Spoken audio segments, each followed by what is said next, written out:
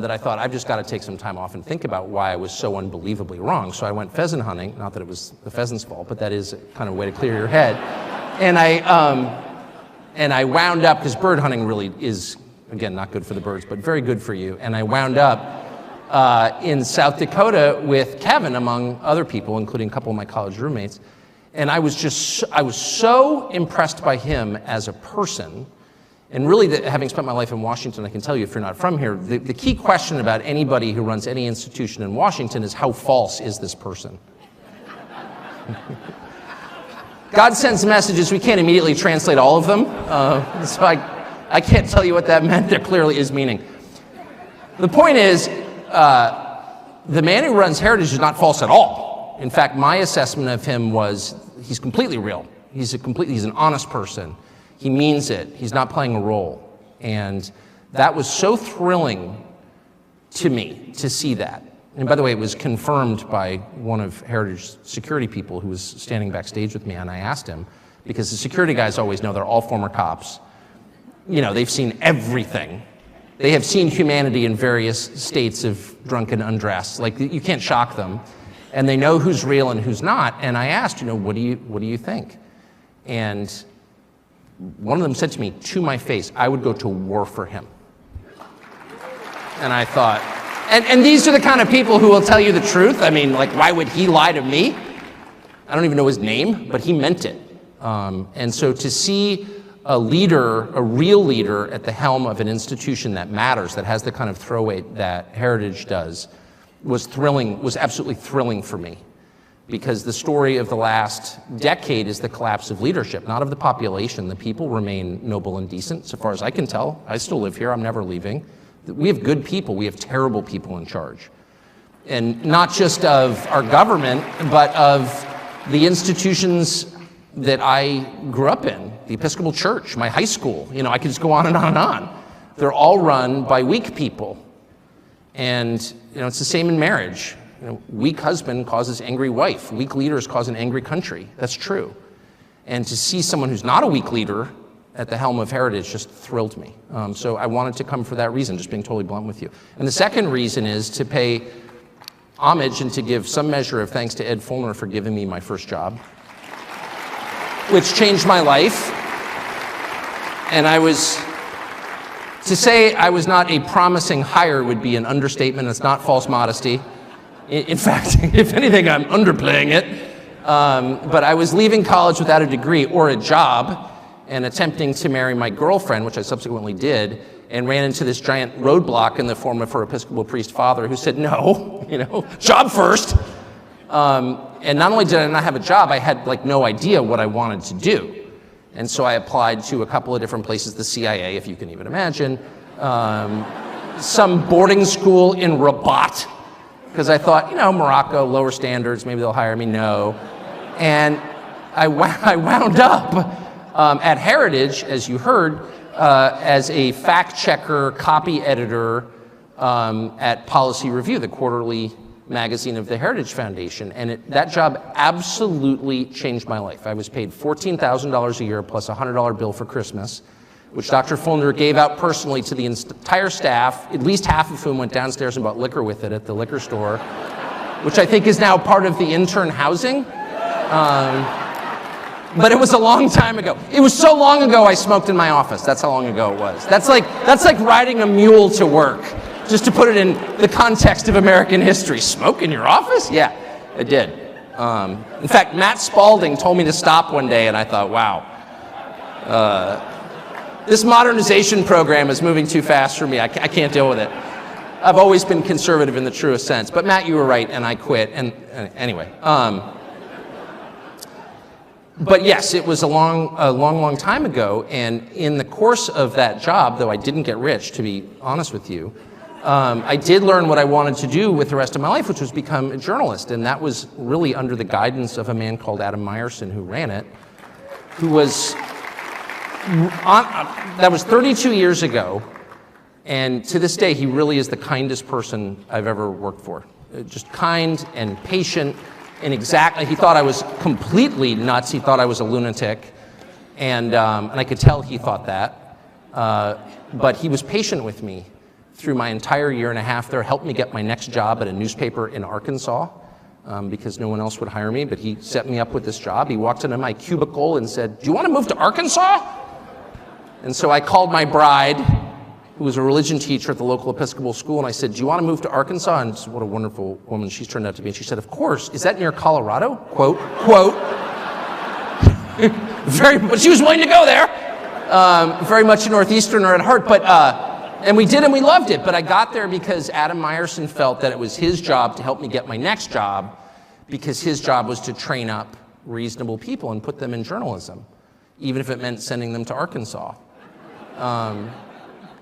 And I was thinking about Heritage this morning in the shower, not a place I think about it, but I did today. And what makes it great, and one of the best things about Heritage over time, longitudinally, 50 years say, is that Heritage has always hired a lot of people.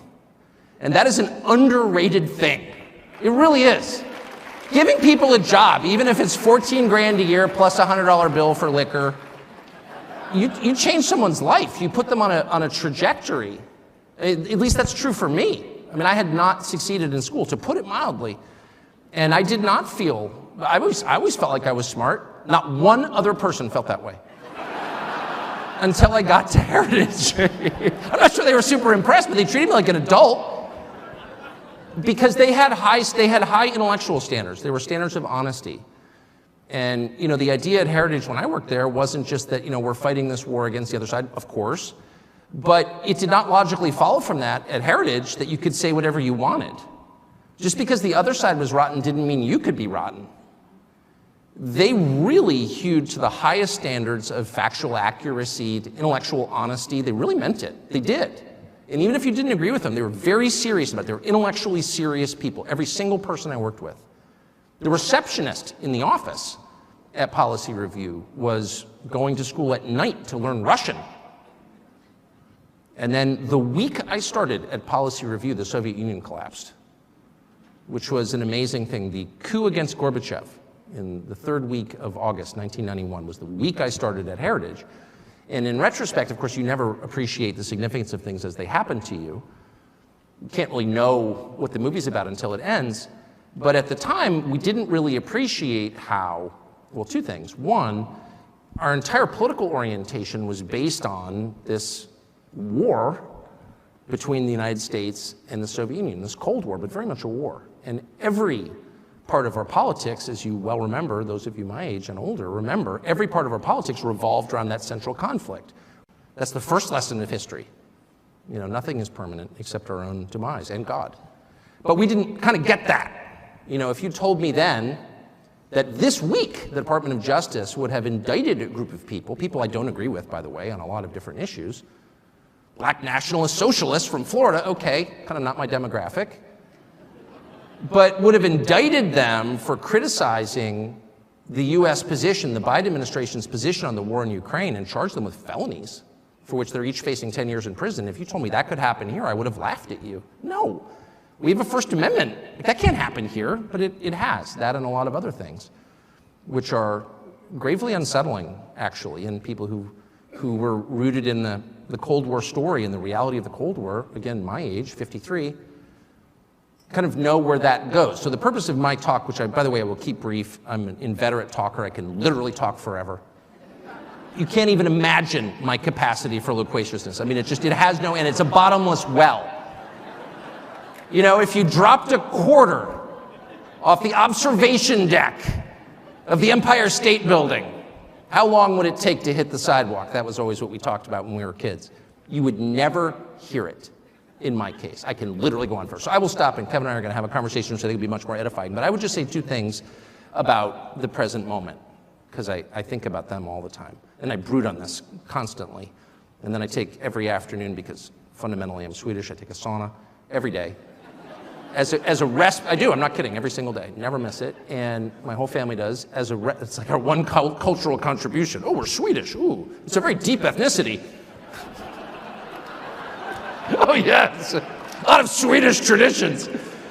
You should hear our comedy. It's hilarious.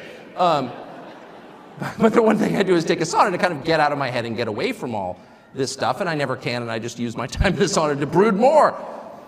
But here are two conclusions I've come to, which I think are slightly less depressing than the most obvious, which is the country's really going at high speed in the wrong direction. Yeah, no kidding. Like in ways that are just unfathomable. And for people my father's age, for example, who's 82 and such a decent man, and I could go on forever about my dad, who I saw this morning, was born in an orphanage called the Home for Little Wanderers in Boston and became a success and the head of a federal agency and served in the Marine Corps and sort of lived the America that you imagine is possible for people who are smart and try hard and all that. For people of that age, it's too much, actually. The change is too by it. I would say two things that I think we're thinking about. The first is you look around and you see so many people break under the strain, under the downward pressure of whatever this is that we're going through. And you look with disdain and sadness as you see people you know become quislings, you see them revealed as cowards, you see them going along with a new thing, which is clearly a poisonous thing, a silly thing, saying things they don't believe because they want to keep their jobs. If there's a single person in this room who hasn't seen that through George Floyd and COVID and the Ukraine war, raise your hand. Oh, nobody? Right, you all know what I'm talking about. And you're so disappointed in people. You are, and you realize that the herd instinct is maybe the strongest instinct. I mean, it may be stronger than the hunger and sex instincts, actually. The instinct, which again is inherent to be like everybody else and not to be cast out of the group, not to be shunned, that's a very strong impulse in all of us from birth. And it takes over, unfortunately, in moments like this, and it's harnessed, in fact, by bad people in moments like this, to produce uniformity. And you see people going along with this, and you lose respect for them. And that's certainly happened to me at scale over the past 3 years. I'm not mad at people, I'm just sad, I'm disappointed. How could you go along with this? You know it's not true, but you're saying it anyway? Really, you're putting your pronouns in your email? You're ridiculous. But no one else thinks it's ridiculous. Oh no, it's the pronouns in the email. What does that even mean? What does it even mean? You're saying things you can't define. LBGTQIA+? Who's the plus? The plus is invited to my show anytime. Find a plus and I'll interview him. What's it like to be a plus? Am I a plus? I'm serious. I feel like I'm an addition. Does that make me a plus? No one even knows what it is. And the whole society, LGBTQIA+. All right, what's the plus? Oh, shut up, racist. Okay. So you reach that place and you feel, and this is one of the reasons, Father Scalia, I was actually overcome a little bit with emotion as you prayed, because I realized that I was so upset by the behavior of some people I love, frankly, in a country I revere and always have, that I wasn't praying for the country. That's on me, and we all should be. But back to my point. So you see the sadness happening. But there is, as there always is, this is a fact of nature and theology and of observable reality, there is a countervailing force at work always. There's a counterbalance to the badness. It's called goodness. And you see it in people. So for every 10 people who are putting he and him in their electronic JP Morgan email signatures, there's one person who's like, no, I'm not doing that. Sorry, I don't want to fight, but I'm not doing that. It's a betrayal of what I think is true. It's a betrayal of my conscience, of my faith, of my sense of myself, of my dignity as a human being, of my autonomy. I am not a slave. I am a free citizen, and I'm not doing that. And there's nothing you can do to me to make me do it. And I hope it won't come to that. But if it does come to that, here I am. Here I am. It's Paul on trial. Here I am. And you see that in people, and it's a completely unexpected assortment of people. I'm really interested in cause and effect, and as I noted at the outset of my remarks, and my ability to predict the future. Working on that. But because I'm sort of paid to predict things, I try and think a lot about, what connects certain outcomes that I should have seen before they occurred. And in this case, there is no thread that I can find that connects all of the people who've popped up in my life to be that lone brave person in the crowd who says, no, thank you. You could not have known who these people are. They don't fit a common profile. Some are people like me. Some of them don't look like me at all. Some of them are people I despised on political grounds just a few years ago. I could name their names, but you may not even know about their transformations, and I don't want to wreck your dinner by telling you who they are. But there's in one case someone who I made fun of on television, and certainly in my private life in vulgar ways, who was really the embodiment of everything I found repulsive, who in the middle of COVID decided, no, I'm not going along with this. And once you say one true thing and stick with it, all kinds of other true things occur to you. The truth is contagious. Lying is, but the truth is as well. And the second you decide to tell the truth about something, you are filled with this, I don't want to get supernatural on you, but you are filled with this power from somewhere else. Try it. Tell the truth about something. You feel it every day. The more you tell the truth, the stronger you become. That's completely real. It's measurable in the way that you feel.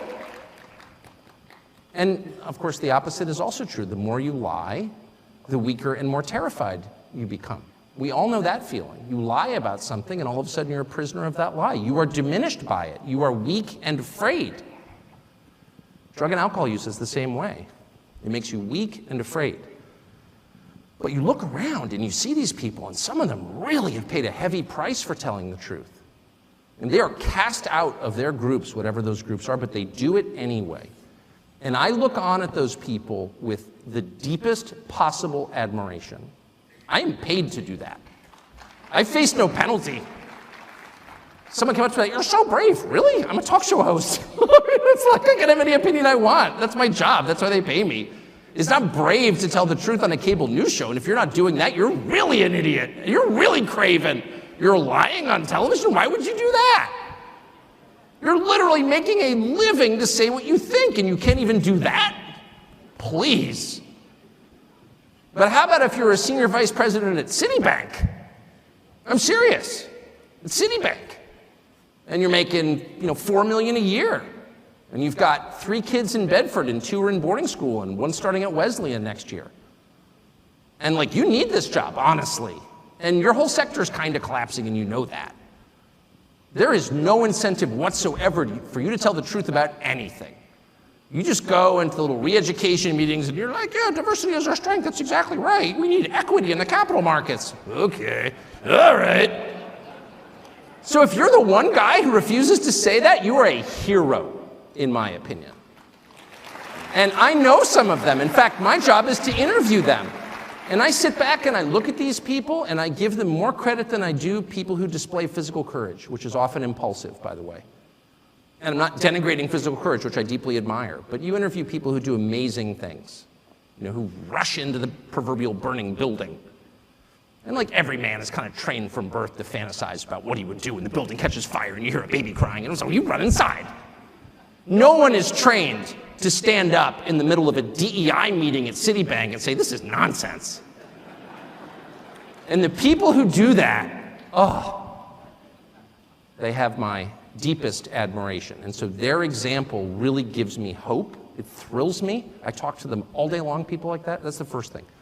We should, in this sad moment of profound and widespread destruction of the institutions that people who share our views built, by the way, earlier generations that would agree substantially with every person in this room, they built those, and now they're being destroyed. And that's so depressing. But we can also see rising in the distance new things, new institutions led by new people who are every bit as brave as the people who came before us. Amen. Here's the second thing I'd like to say before I get to the conversation with Dr. Roberts, which is that it might be time to start to reassess the terms we use to describe what we're watching. So when I started at Heritage, the presumption was, and this is a very Anglo-American assumption, that the debates we're having are kind of rational debates about the way to get to mutually agreed upon outcomes. Right? So we all want the country to be more prosperous and free and people to be less oppressed or whatever. And so we're going to argue about tax rates, and I think higher tax gets us there. I'm a Keynesian, and you disagree, you're an Austrian or whatever. But the objective is the same. And so we write our papers, and they write their papers, and may the best papers win. I don't think that's what we're watching now at all. I don't think we're watching a debate over how to get to the best outcome. I think that's completely wrong. And I've come to this conclusion, and I should say at the outset, I'm an Episcopalian, so don't take any theological advice from me, because I don't have any. I grew up in the shallowest faith tradition that's ever been invented. It's not even a Christian religion at this point, I say with shame. But I'm just saying this as an observer of what's going on. There is no way to assess, say, the transgenderist movement with that mindset. Policy papers don't account for it at all. If you have people who are saying, I have an idea, let's castrate the next generation. Let's sexually mutilate children. I'm sorry, that's not a political debate. What? It has nothing to do with politics. What's the outcome we're desiring here? An androgynous population? Is that really what are we arguing for that? I don't think anyone could defend that as a positive outcome. But the weight of the government and a lot of corporate interests are behind that. Well, what is that? Well, it's irrational. If you say, well, I think abortion is always bad, well, I think sometimes it's necessary, that's a debate I'm familiar with. But if you're telling me that abortion is a positive good, what are you saying? Well, you're arguing for child sacrifice, obviously. It's not about a teen girl gets pregnant and what do we do about that and victims of rape. I get it. Of course I understand that and I have compassion for everyone involved. But when the Treasury Secretary stands up and says, you know what you can do to help the economy? Get an abortion. Well, that's like an Aztec principle, actually. There's not a society in history that didn't practice human sacrifice. Not one. I checked. Even the Scandinavians, I'm ashamed to say. It wasn't just the Mesoamericans, it was everybody. So that's what that is. Well, what's the point of child sacrifice? Well, there's no policy goal entwined with that. No, that's a theological phenomenon. And that's kind of the point I'm making. None of this makes sense in conventional political terms. When people or crowds of people, or the largest crowd of people at all, which is the federal government, the largest human organization in human history, decide that the goal is to destroy things, destruction for its own sake. Hey, let's tear it down. What you're watching is not a political movement, it's evil. So if you want to assess, and I'll put it in I'll stop with this. I'll put it in non-political, or non-specific theological terms, and just say, if you want to know what's evil and what's good, what are the characteristics of those? And by the way, I think the Athenians would have agreed with this. This is not necessarily just a Christian notion. This is kind of I would say, widely agreed upon understanding of good and evil. What are its products? What do these two conditions produce? Well, good is characterized by order, calmness, tranquility, peace, whatever you want to call it, lack of conflict, cleanliness. Cleanliness is next to godliness. It's true, it is. And evil is characterized by their opposites: violence, hate, disorder, division, disorganization, and filth. So if you are all in on the things that produce the latter basket of outcomes, what you're really advocating for is evil. That's just true. I'm not calling for a religious war, far from it. I'm merely calling for an acknowledgement of what we're watching, which is not what, and I'm certainly not backing the Republican Party. I'm not making a partisan point at all.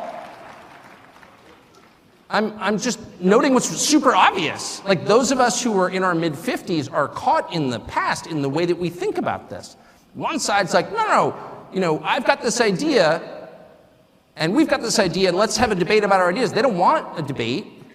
Those ideas won't produce outcomes that any rational person would want under any circumstances. Those are manifestations of some larger force acting upon us. It's just so obvious. It's completely obvious. And I think two things. One, we should say that and stop engaging in these totally fraudulent debates where we are using the terms that we used in 1991 when I started at Heritage, as if maybe, I could just win the debate if I marshaled more facts. I've tried that, doesn't work. And two, maybe we should all take just 10 minutes a day to say a prayer about it. I'm serious. Why not?